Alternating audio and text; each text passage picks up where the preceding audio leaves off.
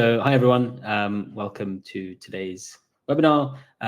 We're very lucky here to have Matt with us from Pickle Robot.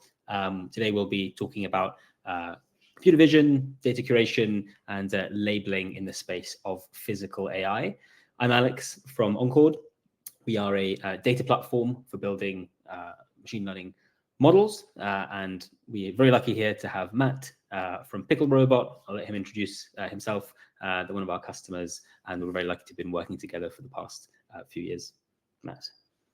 Hi, I've been working at Pickle for a little over 3 years on applied ML. A lot of it's been focused on perception, and lately I've shifted more over to this general R&D, still doing a bunch of machine learning projects. And I also handled our Encord integration and migration when we did do that switch over. Great. Thanks, Matt, for the intro. The structure of today is I'll give kind of an intro section there, chat through a few slides, and we'll then hand off to Matt to describe his journey, both with Encord, but also more broadly in the space that Pickle Robot occupies and their latest achievements, where they're going, how they got there, all that exciting information. Great. So getting cracking on the introductory side of the slides. As I mentioned, the agenda is an introduction. We will outline a few key challenges we see in physical AI and how our data curation, filtering, and annotation platform sits within that pipeline. And finally, we'll hand off to Matt for the chat section about Pickle Robot.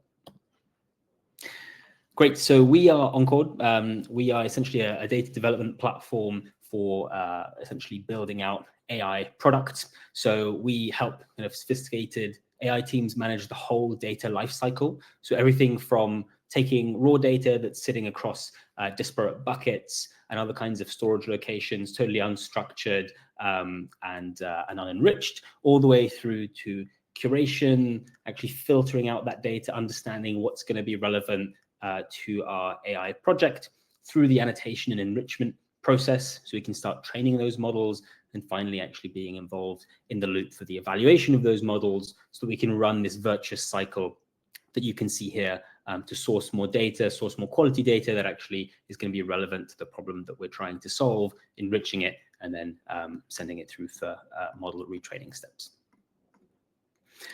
So just framing exactly where we sit. As I mentioned, we're a data platform. So, we've seen teams kind of adopt the latest and greatest models, a lot of which are open source, running them on great quality hardware that they can source out in the cloud. Sometimes can be tricky to get your hands on the latest GPUs, but those pieces are becoming ever more kind of standardized and commodity-like.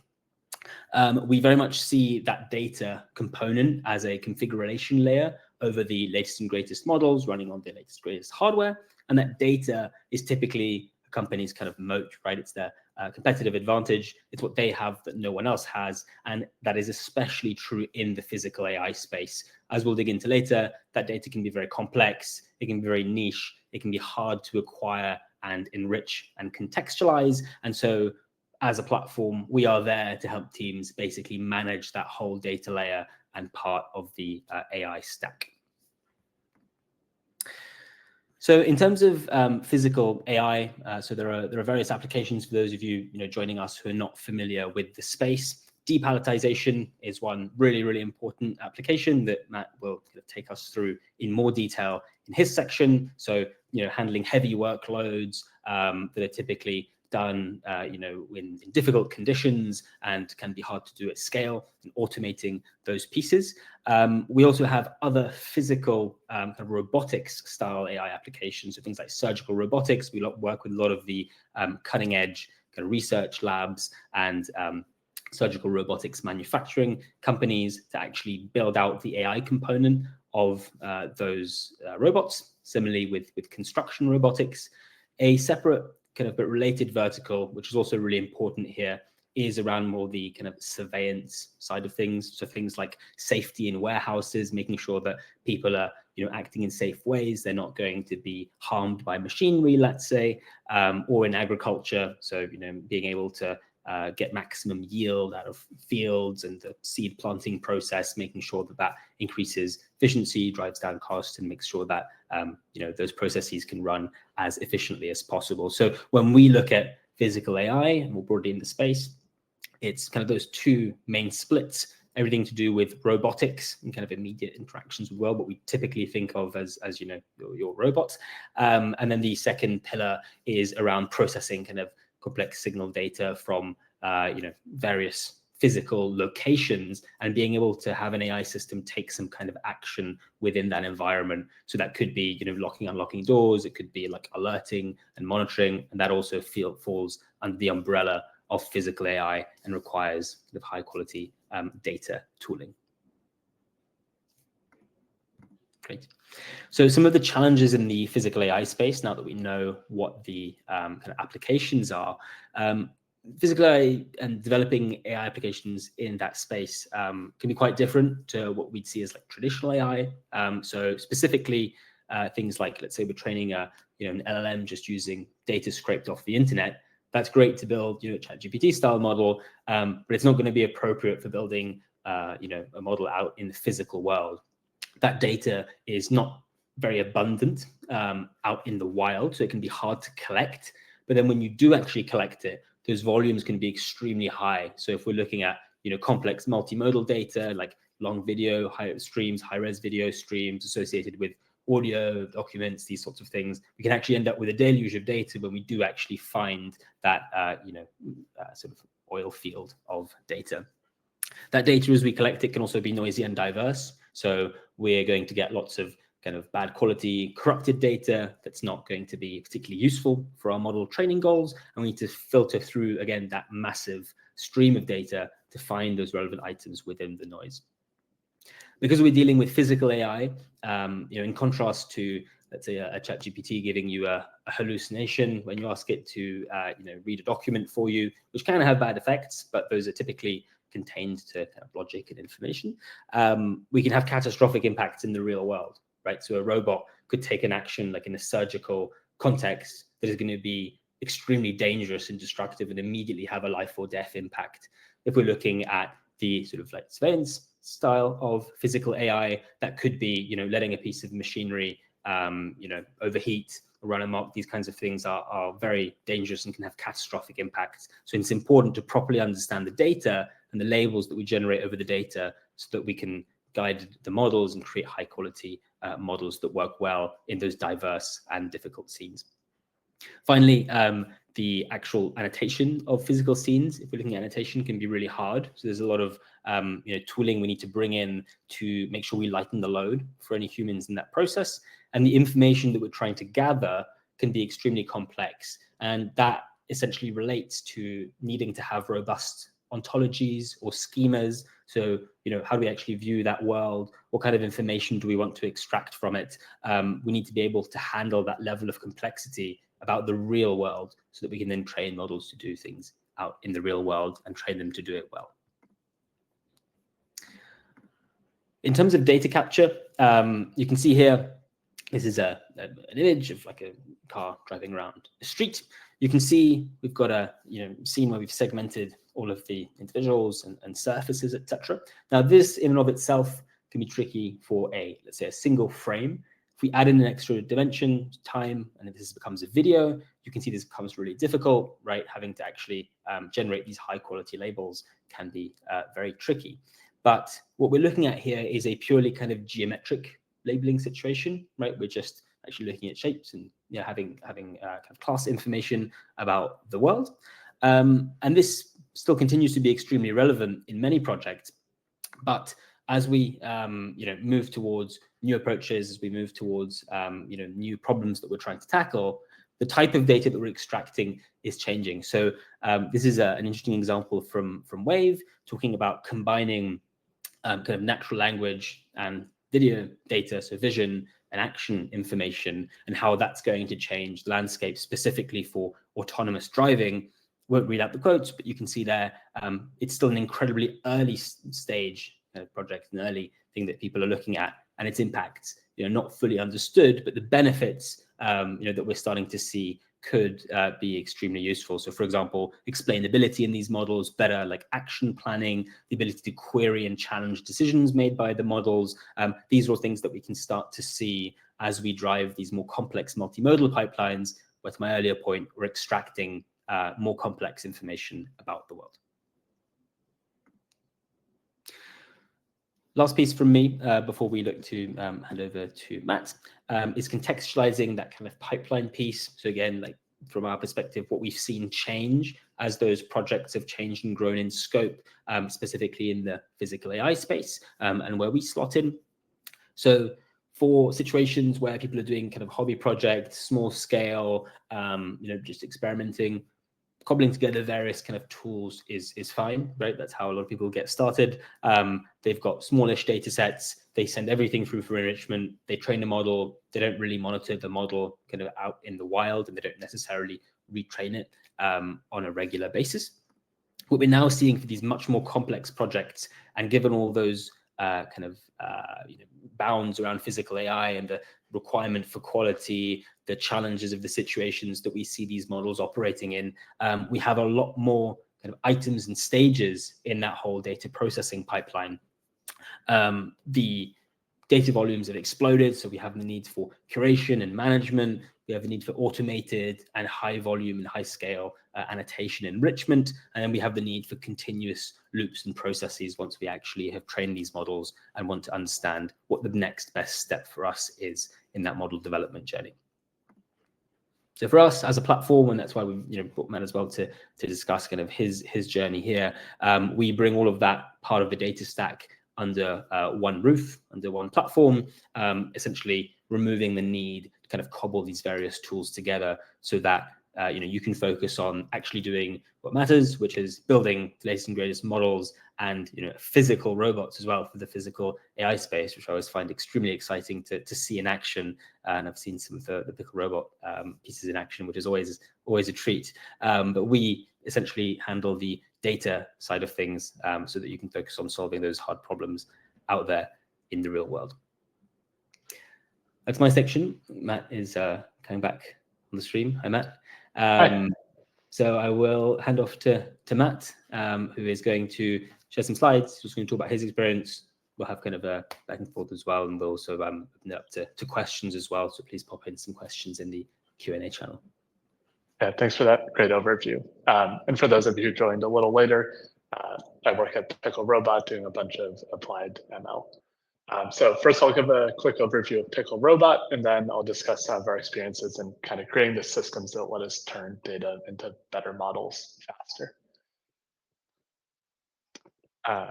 So Pickle is a physical AI company that was founded in 2018, and our goal has really always been to apply the latest AI and machine learning to robotics with a real-world application attached to that.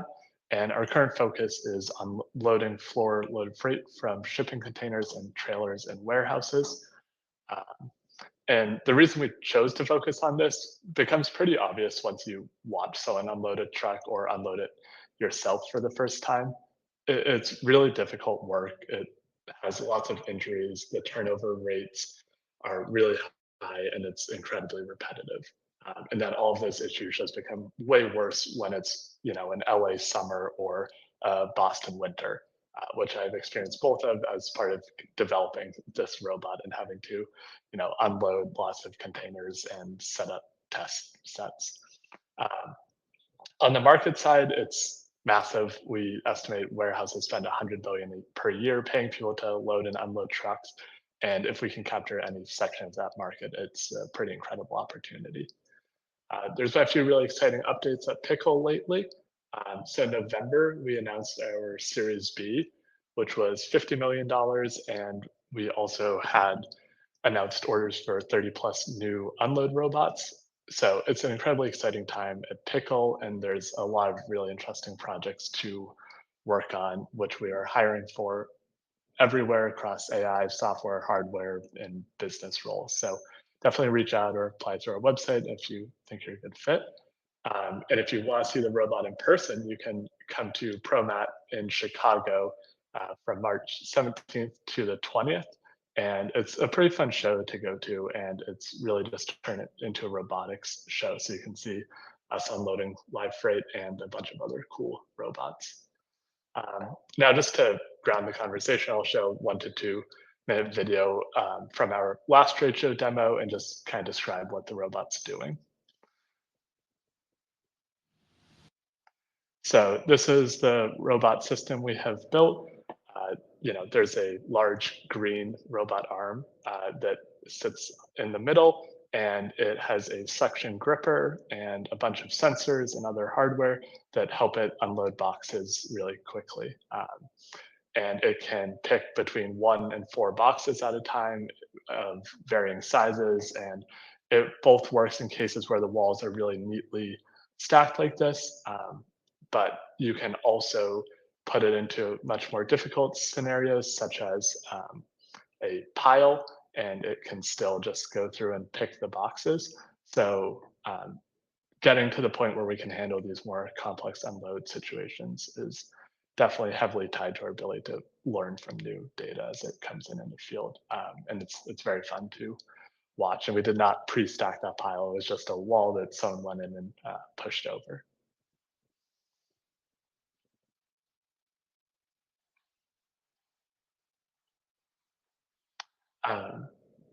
Yeah, so I was going to start by talking a little bit about the structure of the AI and machine learning team and kind of how we work with the hardware team, since it is physical AI. That's a good place to start it. And this dynamic is really one of my favorite things about working at Pickle and just the field of robotics in general. So even though our focus is on the autonomy software, we are building that complete robot system I just showed you.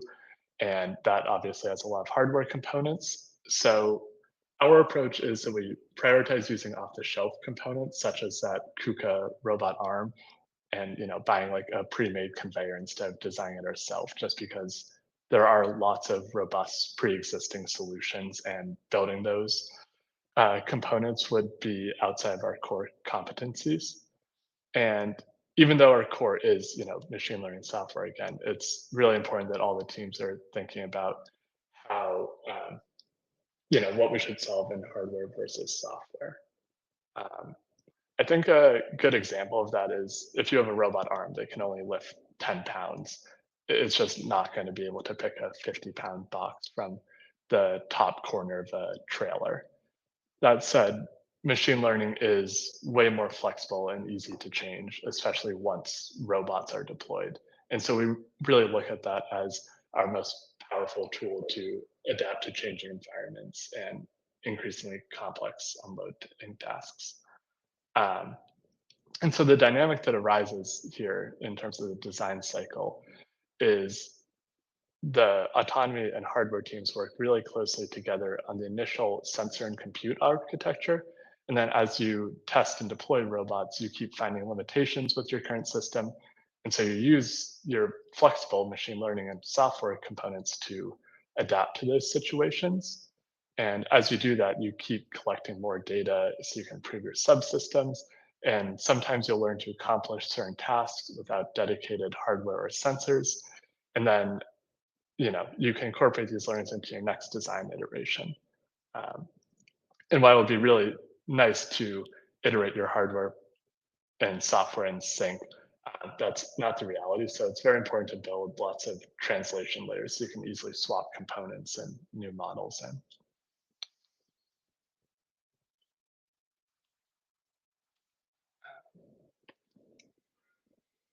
Great. So I'm just coming back on screen. Thanks for the pause. Just going to come back. I'll let you get on that. I'll inject with a few other extra questions as well as you kind of go through. Yeah, I think that was mostly just kind of the overview of the physical part of the AI part. Now we can talk a little more about the data and some of the work that Pickle and Encord have done together to, again, help us make those new models faster. Sure. Yeah. I think obviously the physical overview is still really interesting, especially when people are coming from kind of like a predominantly like software, background. How have you seen like similarities between like people who have trained like pure software AI and ML models, things like to recognize things, count things, etc., versus ones that have to interact with the real world? Like, how do you see that kind of difference in terms of like what it actually is that you guys have to do? I mentioned a few challenges on my side, but obviously I'm on the data platform side, not on the practitioner side. So it'd be great to get kind of your input on those views. Yeah, it's definitely, I think a lot of this stuff carries over, and we've certainly benefited a lot from all the open source model development and data sets that exist out in the world. But no one really has a data set that is exactly our task. And so a challenge early on was just how do we create that initial data set, basically. And the simple answer was we just, went out to a bunch of customer sites and started capturing images from everywhere, and even just set up a lot of test scenarios ourselves at our the warehouse we have with robots for testing. And once you got that initial base of data, you were able to bootstrap some other systems, and then you can start using fancier techniques like augmentation and generating synthetic examples to be able to increase the size of that. And once you have that data set, you're able to iterate fairly similarly to a lot of standard machine learning pipelines. But I think you also need to be aware of how the failure cases, what the symptoms in the field look like, whereas it might not just be like a bad prediction, but the way it's bad matters a lot. And you have to understand how it relates to your task, to understand the severity of that, and know where you need to, be really extra careful. Mm-hmm. I think that's really interesting. In terms of the question, a couple of questions of what you said, but in terms of the data, like augmentation process and things like the synthetic data, like how do you see that fit in? Does it reduce your need to go out there in the field and collect more real world data? Curious to how that balances out with the real world data and what its use is. Mhm. Yeah, it definitely makes that easier. And collecting less data is good for a variety of reasons. Like you need less infrastructure and you spend less time labeling it and reviewing it. But it also like that becomes really valuable when you're going to new customers and you want to spin up really quickly at those sites. If they have different types of trailer unloads and boxes, you want to be able to adapt to that really quickly, and treating every new customer as a completely new learning task would not be efficient. So we do a lot to take advantage of existing data. Interesting. In terms of like not treating them obviously like a new kind of project, like how do you how do you kind of assess that before you go into a new environment? Like how do you know like where your limits are, where you might need to kind of do some additional tuning, etc.? What are your kind of metrics for that? We have a lot of good tooling to be able to just go out and capture data and kind of run it through our system to understand how we're doing. And then, some of that also is just, you can actually use a few tools on Encord's website to just see how similar it is to your existing data sets. And it just gives you a lot more confidence when you show up on that first day that the robot's not just gonna, look at the scene and do anything. It's gonna really be able to unload the boxes fast, and it'll still improve more over time, but that day one performance is really important. Mm-hmm. In terms of the day one like performance, I guess how do you measure performance? Do you measure it in terms of like speed? Is it, and what are the kind of metrics that you're using on your end to measure that, report it, and then obviously have some kind of North Star to kind of aim towards? Mm-hmm. Yeah, definitely over time I've just continuously learned the importance of having more metrics and visualizations to really understand how the system is performing. There are a lot of metrics. The main one at the end of the day, though, is just how fast you can unload boxes from the trailer.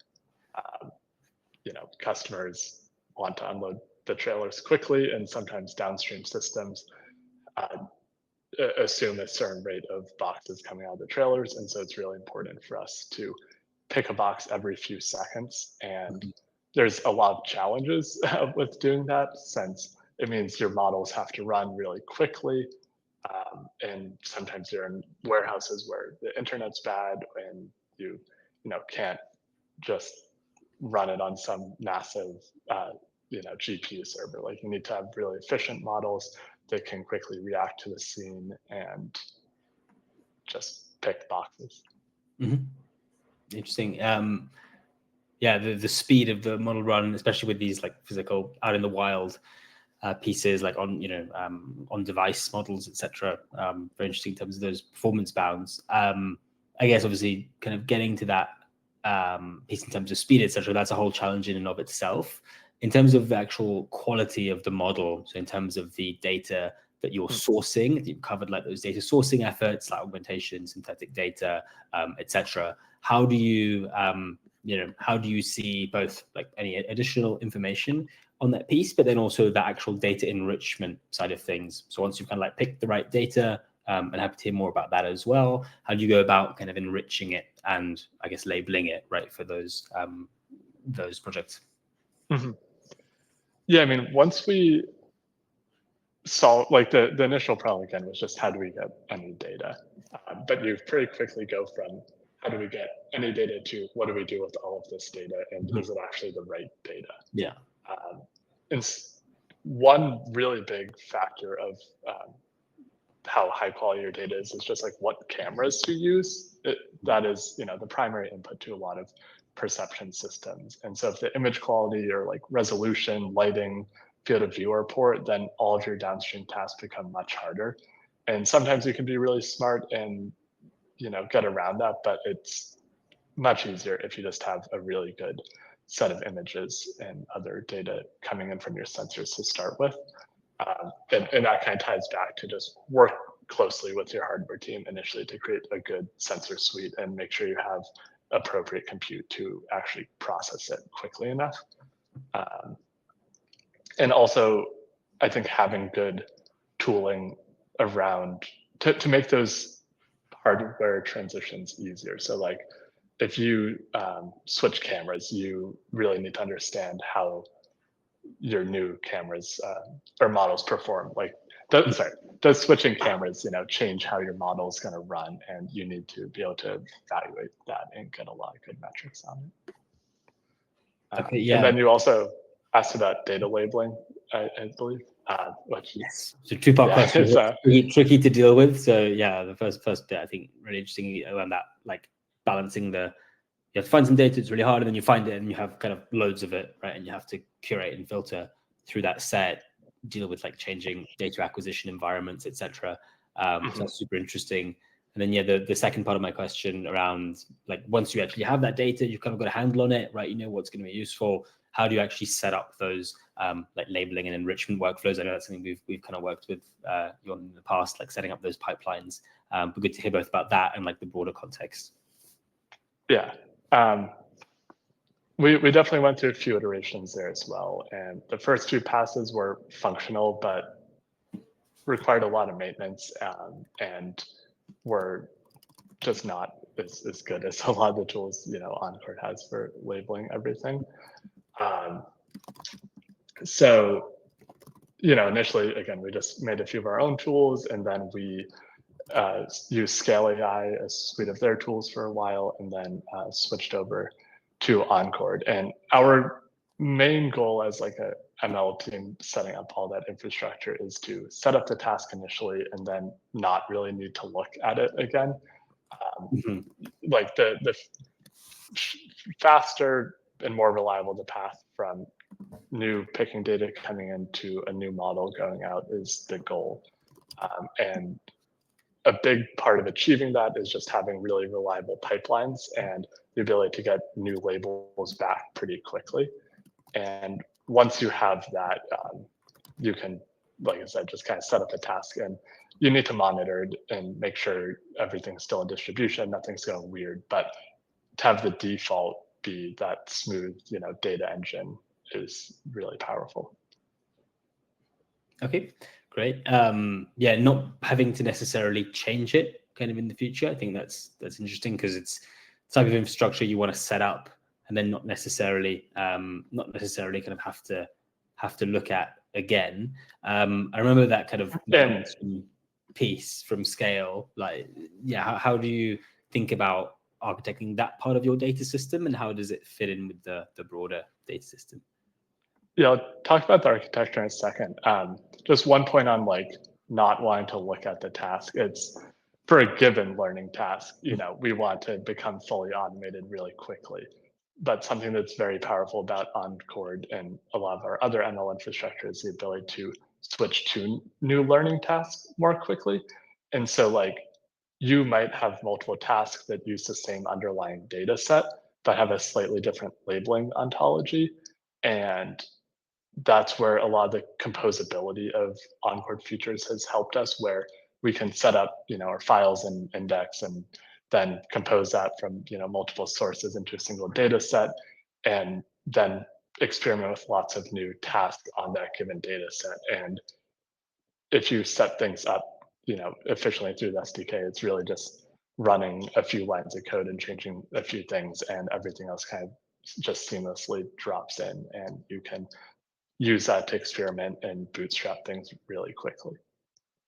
Cool. That's great to hear. I have to say, of many of the integrations that I've seen with the Encord platform and the SDK, I think yours is definitely one of the most powerful ones that I've seen in terms of usage. So it's always exciting to see.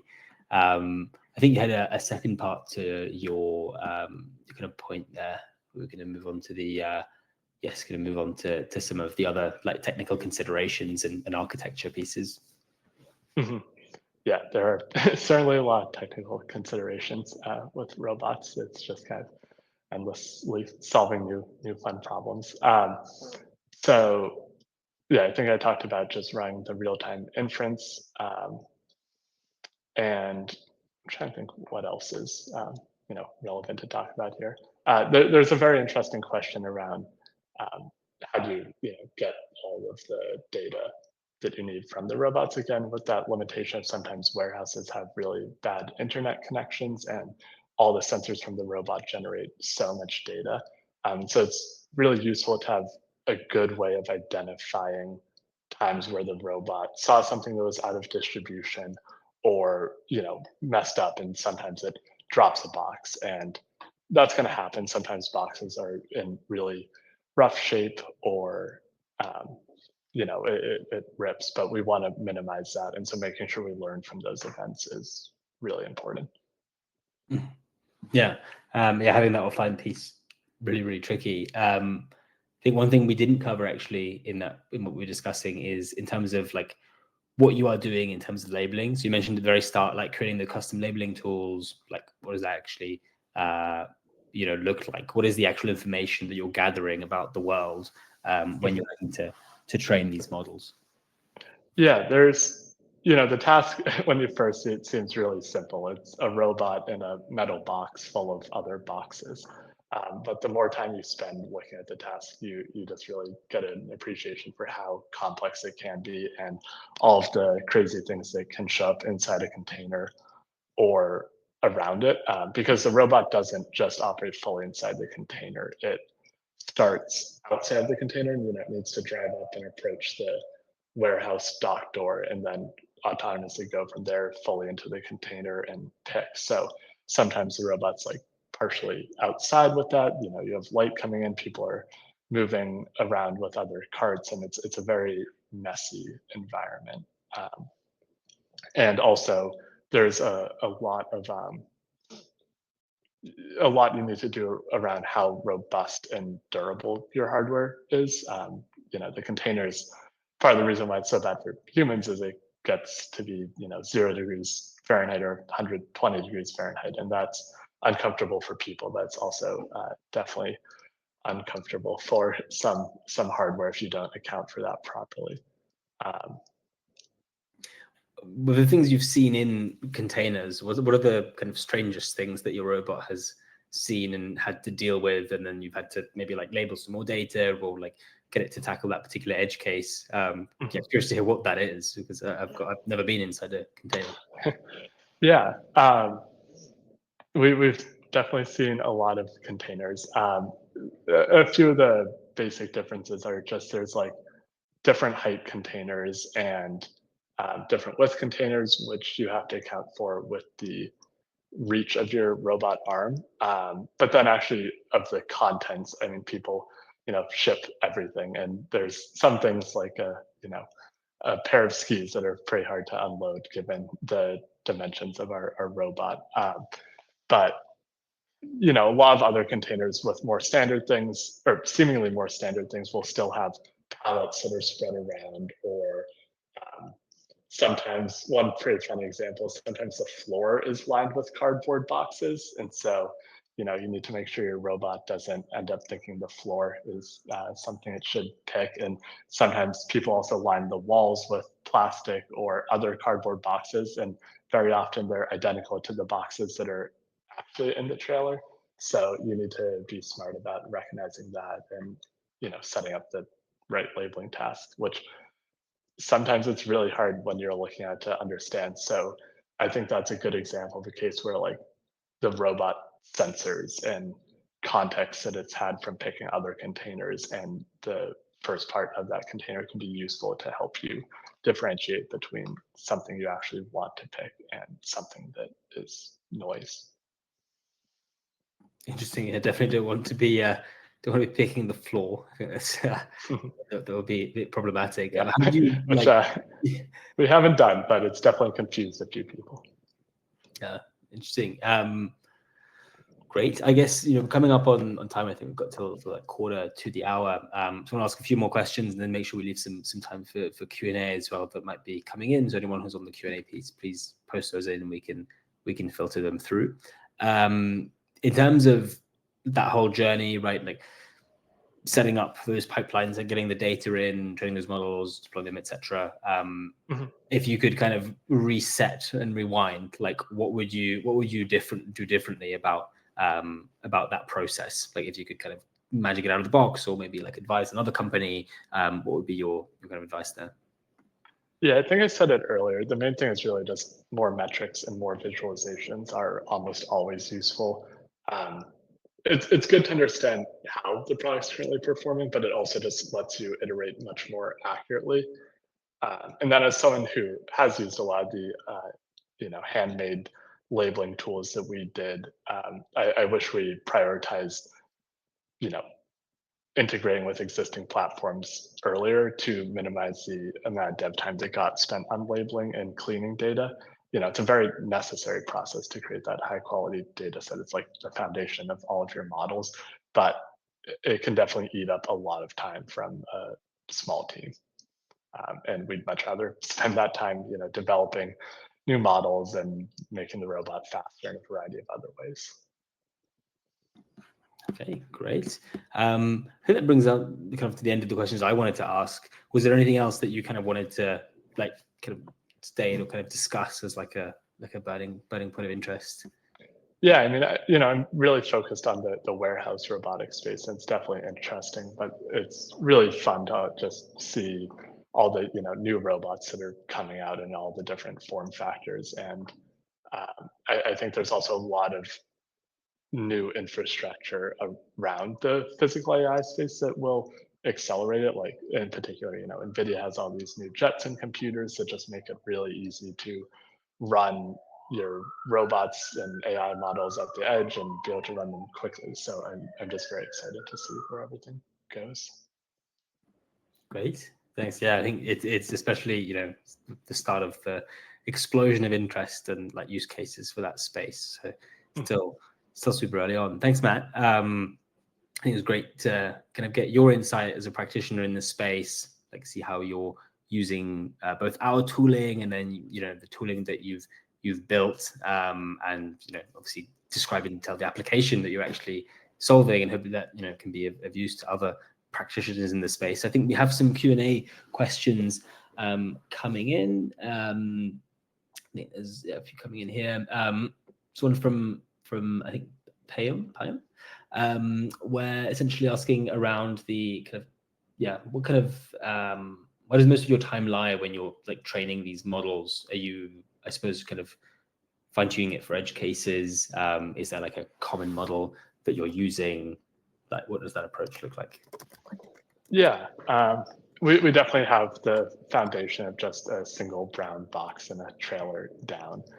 You can give us those boxes all day and we'll take them well. So a lot of it definitely is identifying edge cases. A lot of display boxes, ones you might see in a store, we pick those, and those have much more interesting visual features, but sometimes that's problematic. There's some pretty fun examples where like a box has a picture of a box, and that's almost adversarial, but it definitely does come up. So we do spend time identifying those cases. A lot of that, edge case or anomaly detection can be automated, which is pretty good.